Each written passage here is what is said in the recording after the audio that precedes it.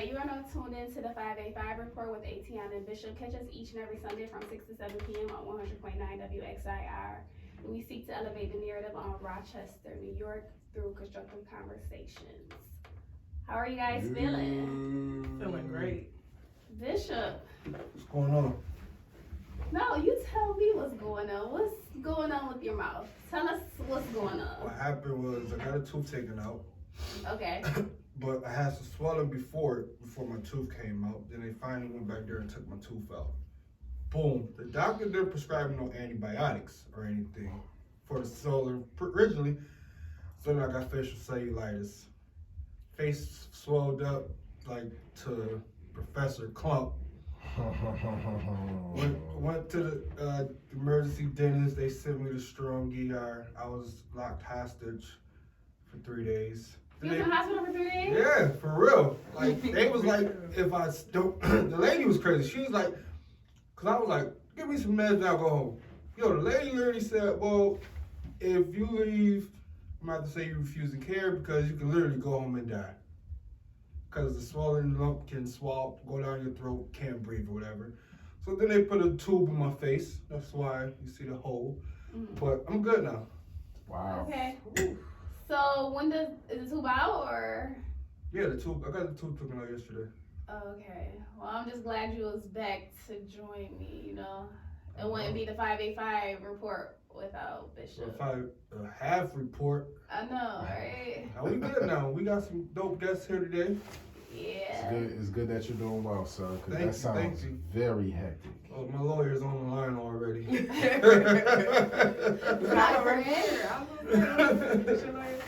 Alright, so I'm super excited. We have two dope people in the building. Can you guys introduce yourselves? My name You is going by Ali Henderson. And yeah. Okay, you're not gonna react to that enough to give me fanfare? Okay, yeah. My name is Craig Carson, aka Diallo Peg. Oh, okay. Not Ali Henderson. like Yeah, our I'm previous Ali sister. Henderson, and yes, I'm also the owner and operator of Persistent Process Services, a business that serves legal documents. Also I serve anything that you would like to get delivered if you don't have time to go to the post office or any type of paper delivery or package delivery. I can do that. You just gotta hit my line, let me know what you need. Okay. And, I think I saw Craig post that. Like, you posted a flyer about it, Craig? Yeah, I think I posted her flyer, kind of her introductory I'm in business flyer. It's like kind of like, I don't know if you remember what it looked like. It's like bluish skyline. I just remember. Words, Yeah. letters generally, Yeah. stuff like that. So I just remember that. Color too.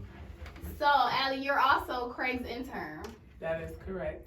Okay, so are you currently in school? She knows Not what this she- semester. I took this semester off. Okay. However, I'm really determined to go back next semester. So, yeah, because I feel like that's the only way I'm going to reach my goals. Getting back in here. Yeah, you definitely gotta get How did you know she was my intern? Because you told me I have an intern that's coming on with me today.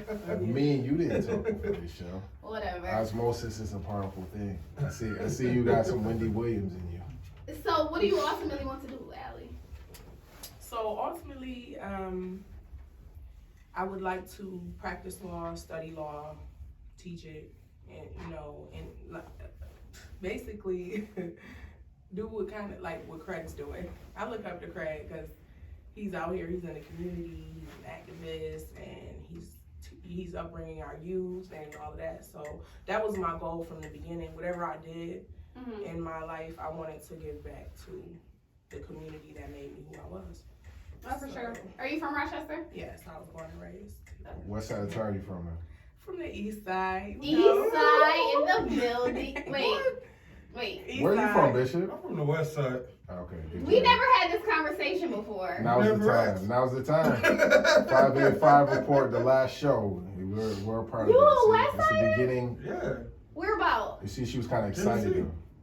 though. Okay, well, I was born Nope, not where you're on from. the west side, Nope. but I moved to the east side the Nope. majority of my life, so I claimed the east side. Like, I was born and raised in Katy Street. I hate to admit it, like, yes, I was born and raised on the east side, but I love the west Why side. y'all ashamed Because of I the was east born- side? There we go. I ain't ashamed of That's it. my day was horrible until that point. Now my day is amazing. I'm telling that all the time. Actually, my day was great. I just lied about that, but yes, thank you.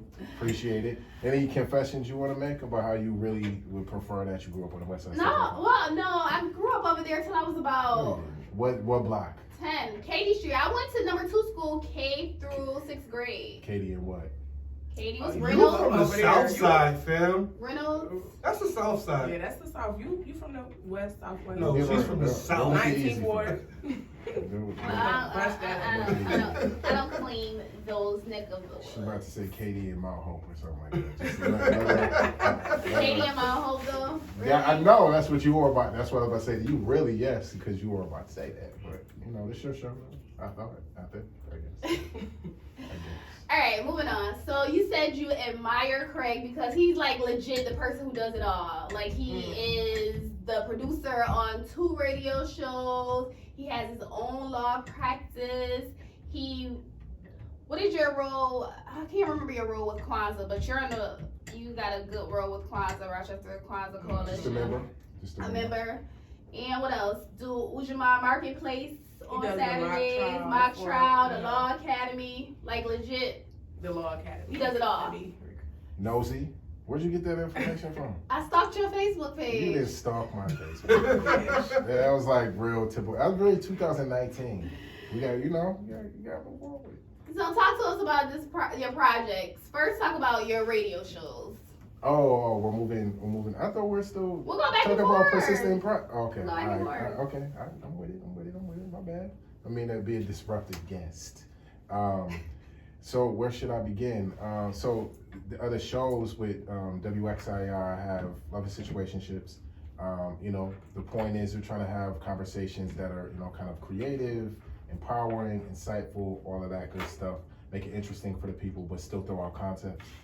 So big up to Radio Ash, Ashley Sneed, who's kind of like my chief host, who's real dope, and she has a lot of stuff herself going on. And we got the sister Erica J. And right now, actually, you know what? Let's plug it up real quick. It's how we answer interview questions. We don't have a male host right now to our show, so Guys, if you're looking for a little gig, Loving Situationship was a dope show. I enjoyed my time on there.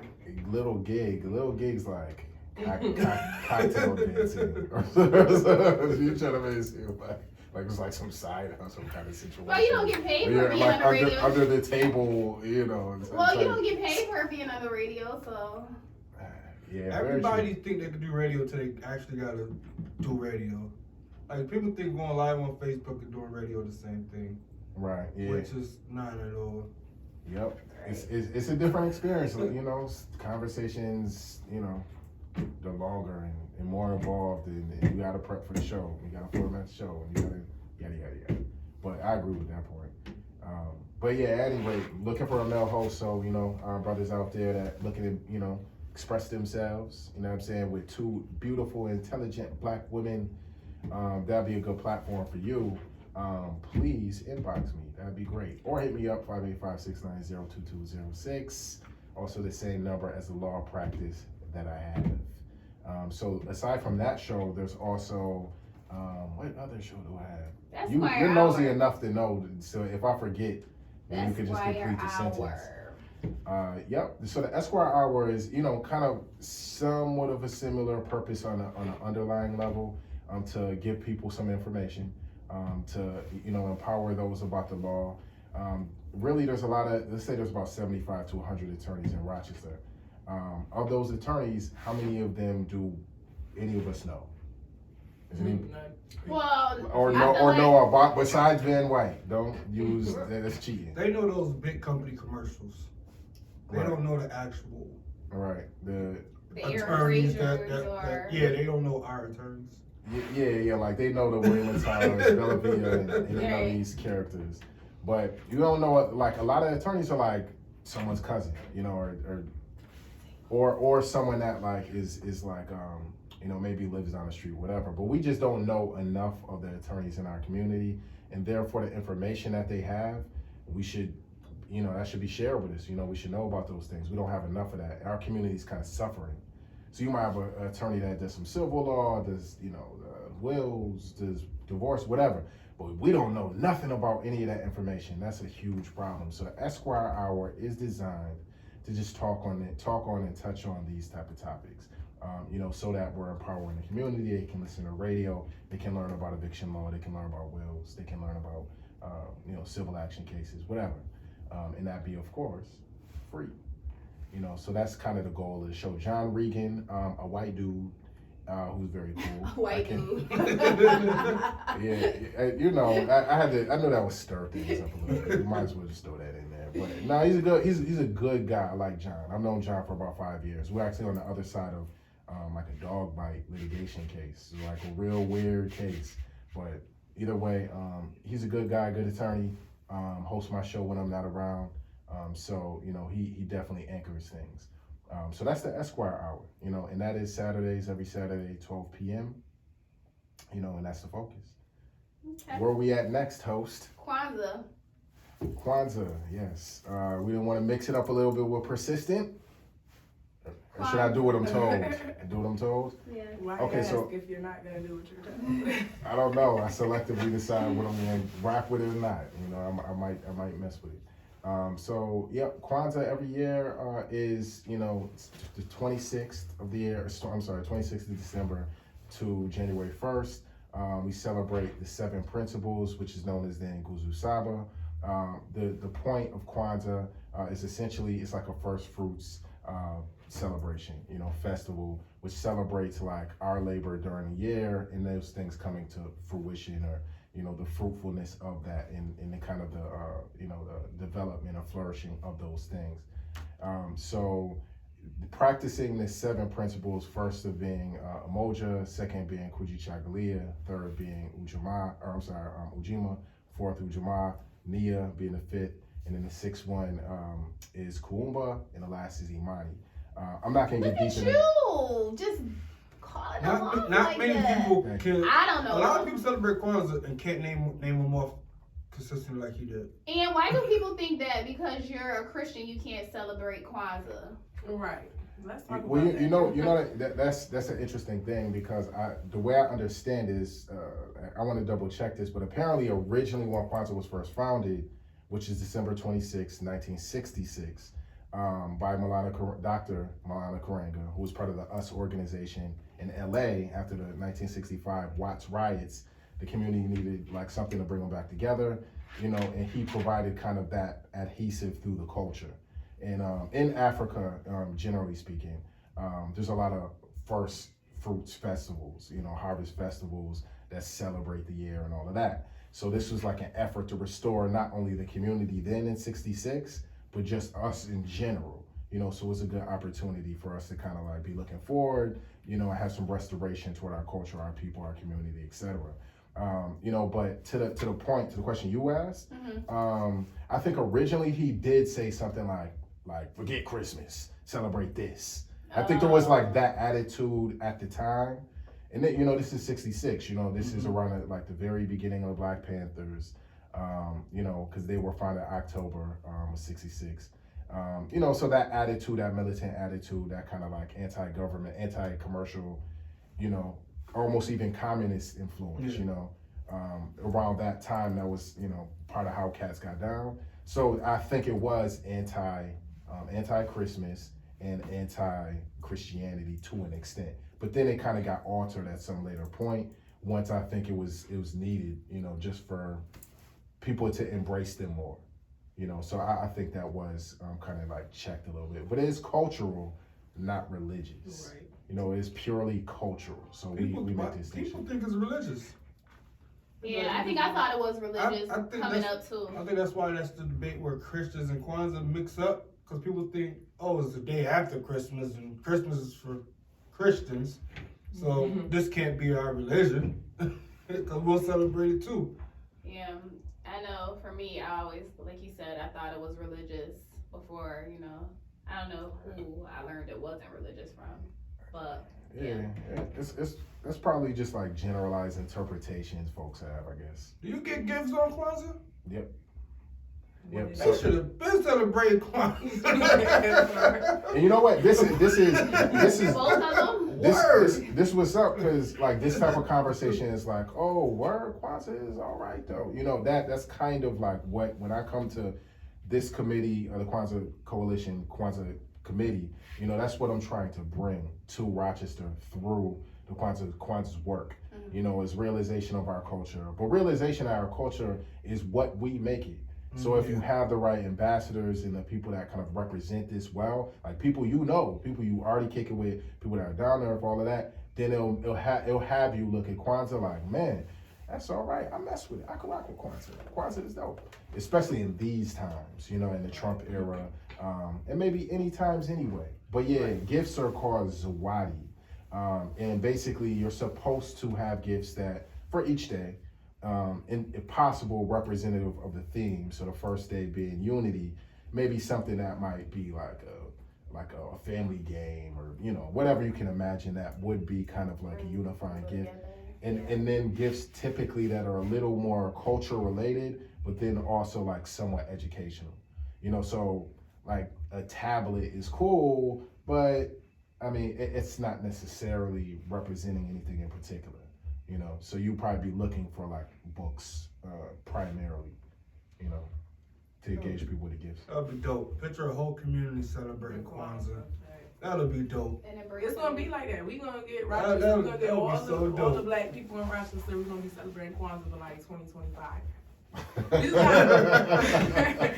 Hey, No, that's serious. We she- just got it because just like you said, like people think it's a religious thing and then it's being put in like the Christmas and all that. Those are being talked about in school, but not all these other not all these other holidays per se. Kwanzaa is more like a cultural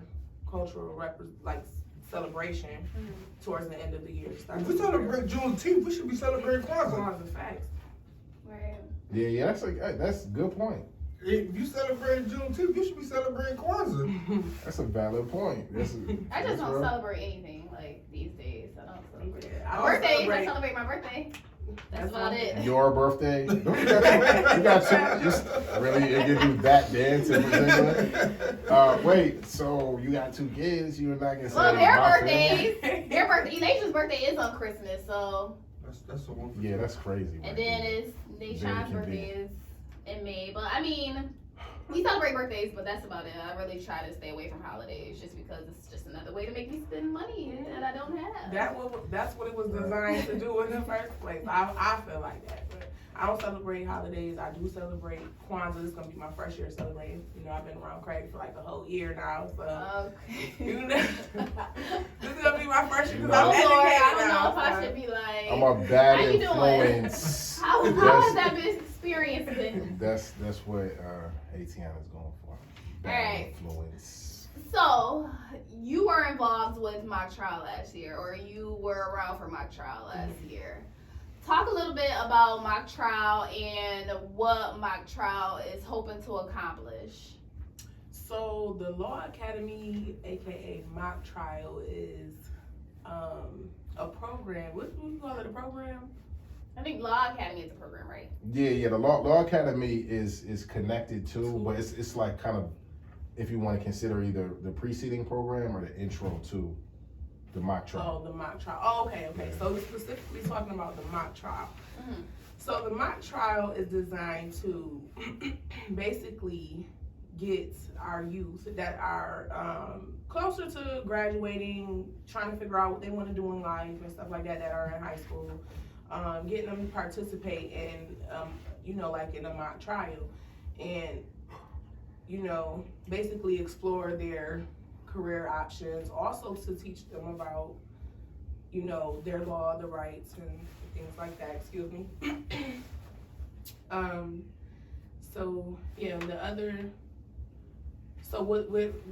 What we're trying to do with that is build it and empower the youth, bring the youth up and educate them and letting them know that there's other options, to have open mind, Right. I know a lot of them, like, the law and anything law related, like, is far from their mind because they see lawyers as cops or people who, like, are in cahoots with the cops. So, like, I remember when we were recruiting for mock trials, a lot of people was like, nah, I don't mess with 12. I don't mess with 12. So that's why they were interested in it. But a lot of students who went through it, they felt like they had a amazing experience because, like, they were up there saying, objection, do you recall this night? And just using those words and just acting out that part was, like, so big for them because they got to, like, put themselves in that role. Right. Yeah. And in that moment, it probably felt real to them. So it's like, in that moment, how does it make you feel to be, like, you know, educated man or woman, you know, in front of a judge, defending someone's rights or, you know, just anything like that. So it can make you feel good and it can make you, like, want to go along that path too as well. Just like you said, opening up their minds because just everybody, F12 or I don't mess with 12, and we need to be in those seats. Like, black people need to be in the law. Like, we need to be in the police academy. We need to be in the we need lawyers. We need representation. More, we need more of us in those seats. So for sure. Yeah, it's. Oh, you want to say something? No, go ahead. It's sad that it's like some of the kids that you asked those questions to actually were saying like F12, and that's the only thing that they see when kind of asked about a program concerning the law and lawyers. Like, to me, that's like essentially the way I look at that moment is white kids score 50, black kids 10 points. Like, you're mad for, or at least those kids, maybe not black kids in general, but those kids, you are super far behind. You guys, like, I mean, really, like, the spectrum of attorneys is like mad vast, right? You know what I mean? You just got corporate attorneys, nothing to do with cops. Wills, nothing to do with cops. Domestic relations in general, nothing to do with cops. And people that do contracts for Little Yachty or whatever artist you want to insert there, nothing to do with cops. And the story goes on. It's that is a big shame, right there. Like, if I heard that, it'd be difficult for me to respond to them because their narrative is important. You don't want to shut it down, and that's how I would feel. But so how would you respond? That's a massive disconnect. I'd probably just flip it and just ask questions like, why do you say that? And just keep asking questions. And then once I felt like I knew enough and it was necessary to kind of, like, you know, add a statement, I would. But, like, so everybody be like, so what about a family law attorney? What about this? What about that? I'd be curious to know what the responses are at that point. Because they know there's other attorneys. They have to. But then to keep referring to the cops, Do they? I mean, that many, like, that's hard to believe. That's real. Like, no one's ever heard nothing about child support. That goes through the hood the same way the criminal stuff does. No, that's true, but still, that's still negative. That's still something like, oh, they put my dad on child support, so they probably still looking at it in a negative light. Like, I think about our kids. Or criminal. Yes, I think about our kids, and probably the only lawyers they probably know, like, criminal, right? It's that all they think about. Oh, they just want to send me to jail, and it's, you know. I think so. I can understand that being kind of the case, but then at the same time, you have massive, huge-sized billboards that give them enough for them to object in those moments. See, to me, I think they do have the capacity and the information necessary to kind of say, oh, well, yeah, we know there's another attorney. They just choose not to. Why? Because the peer group, as we know, generally helps define who people are when they get to, like, from 9 to 20-ish or whatever. The peer group has a lot to say about where people are headed. And if that environment in some of the urban schools is such that, like, kind of the block talk begins to control what otherwise should be an academic environment, you got kids in that crowd of kids, very possibly, that has seen that Celino and Barnes billboard or heard other information, other perspectives enough to turn the tide on that conversation just choose not to. That's true. Because it's easy for them to get shut down, look like funny dudes or whatever the new term is for millennials, and Edison, Douglas, or whatever, and they're gonna get quiet because they think that someone's gonna bully them later, and then really they're just playing themselves. Because the first person that decided to speak up amongst them, set this silly conversation in place, is the fool. And probably is around a bunch of old and young fools. Mm-hmm. And so then, because he or she speaks the loudest or whatever, or has some type of clout, everybody goes with the tide. Yep. And that's a shame in society, but it shouldn't be a shame with our youth. But I think it is. I think those kids know better, and I have a lot of appreciation for the how brilliant our youth are and how versatile, the level of, like, let's say, kind of mental virtuosity they have. Their reach and range of what they know and understand, perspectives they have, probably is pretty wide. What they actually tell us or feel comfortable in sharing is not the same thing. To me, I think that's where the gap is. And the climate is created by the adults, both like outside and inside the school. I feel like the gap is, I'm not gonna blame everything on the adults, and I'm not gonna take away the accountability from the children. Mm-hmm. However,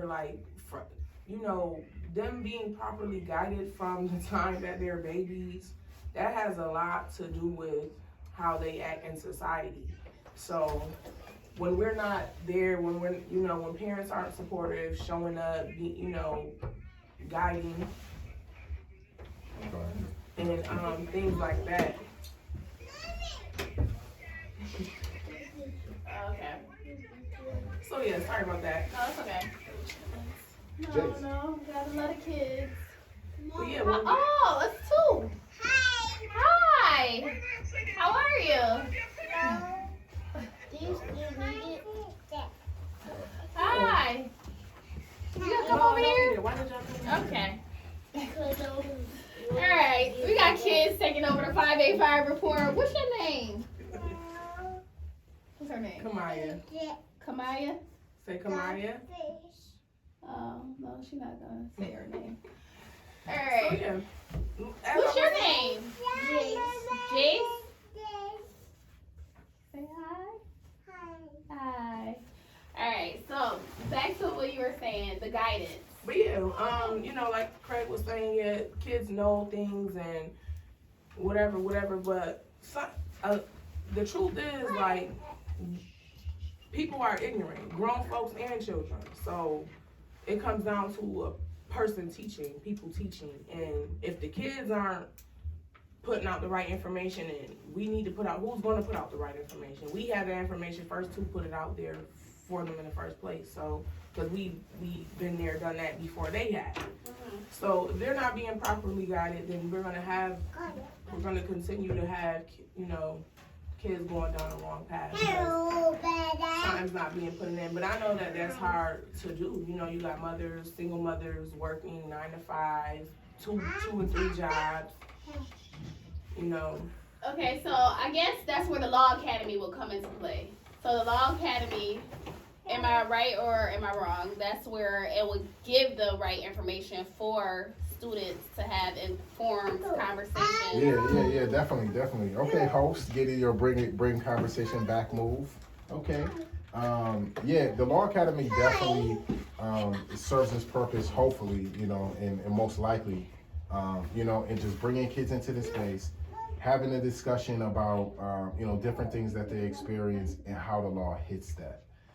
So actually, appropriate plug time, hopefully, and that is January 11th, we have a Law Academy session at the Lau Avenue Library from 11 a.m. to 1 p.m. And the address is 956 Lau Avenue, of course, but 956. And we're in their conference room. The discussion will be about kind of like police interactions, really, being stopped by the police, the conversation with them, and just how to handle those interactions, what you know to be your rights. So at this point, I think the only thing I need to solidify for that event, I just mentioned in that the event for the next Law Academy is on January 11th, 11 a.m., 1 p.m., and all of that. Everybody is welcome, parents included. Parents can participate. I'm looking to solidify kind of my criminal law attorney. Might have to see what's good with Greg Salvin anybody need a good aggressive criminal attorney, Greg Salmon is the person to get with. He's on Facebook, so you can reach out to him, hit him in the inbox if you have an inquiry. But yeah, so the Law Academy, the way I thought of it, and I was thinking about this when I first was working with the mock trial program or whatever, with Gear Up, was that it's an outlet. It allows exposure. It allows the voice of the youth to be heard. Because a lot of time we're talking at the youth. A lot of the time we're like constantly trying to teach them something. Listen, young man, blah, blah, blah, blah. Listen, young sister, you know what you need to do is blah, blah, blah, blah. And I mean, that's a generation, I think, generational difference, generational impact that we're about to, I think, experience a little more and more and more. Is that, on some level, the youth are leaders, they will guide us.